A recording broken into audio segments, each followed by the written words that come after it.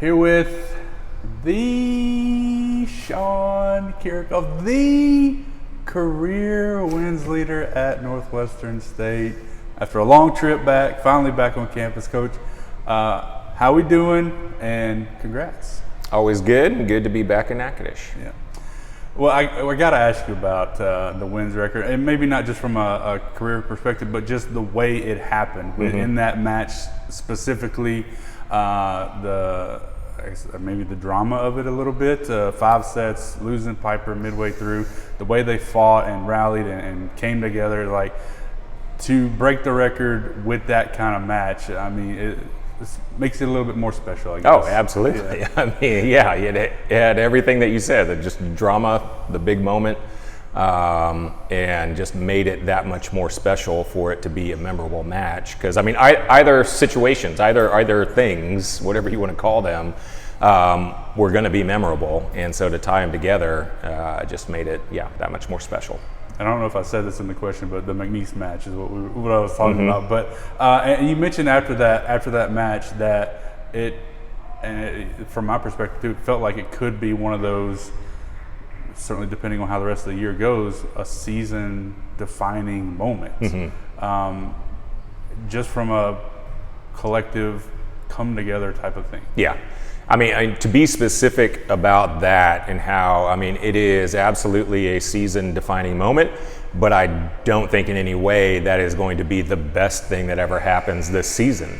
But, I mean, I look at it as a defining moment because, like we said before, I mean, you get into a point to where you start to struggle a little bit, that's something you can immediately go back to, and like we were in the most difficult of situations, and they found a way to win and just fight and just make it happen. I mean, just that's something that you can go back to no matter what the situation is, and like, we got it, we can do this. So you get the win Saturday, and you go over to UIW with essentially a new offensive system. After one day kind of working things out, get a sweep there. And I know we talked about how the team is playing with confidence maybe before this road trip, but has it just maybe taken another step since those last 2 matches? I think so. And I said before the UIW match that, I mean, I still consider us in survival mode, and I still believe that. And until next week, when we get a little bit of time to kind of settle down and get back into just being able to train and practice in situations, and that's depending on how long it takes for Piper to get back. We're in survival mode because right now it's you get a day and you right back there and play it. There is no time to be like, okay, this is how we're going to handle this, and then when this situation comes up, you're going to do it this way. We're all doing it on the fly.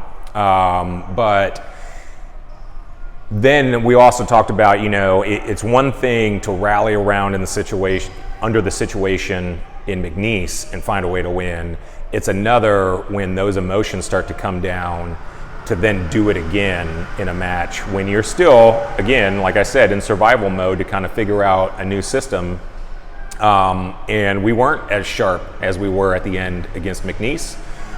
We made some errors that just shouldn't have happened. But when it mattered from 20 on, they figured out a way to win. And I mean, I can't ramble on too long in this answer without saying, Amina has done a fantastic job stepping up. And Addison is doing an amazing job of stepping in and setting, something that she doesn't do, but we've joked many times that, I mean, she does everything for us, and now she literally does that. And so for both of them to step up in the situation and to make all of this possible, really proud of both of them. They're doing a great job. You mentioned that finding a way towards the ends of sets. I think a lot of that comes down to the 4 players that really spring to my mind, at least in those situations, who are playing some incredible volleyball right now. Simone, Bree, Jordan, and Reagan. It feels like when you need something, you can go to any one of those 4. Yeah. They're gonna get you what you need. Yeah, I mean, Simone is the player of the week defensively for the Southland. She's helping us, and I've said this numerous times, in every single way possible in just the game of volleyball. And then, like you said, all 4 of them, we can count on them to do something good for us. And today, this morning, on the way to school, my son asked me, who did the best this weekend? And I'm like, I don't really have an answer for that, because I mean, it was every match, it was a little bit somebody different, and everyone in moments stepped up and produced and did something. And I'm like, I don't have an answer for that, because I could point that finger in a bunch of different directions. Yeah. So moving into this week, this is a big week in a lot of ways.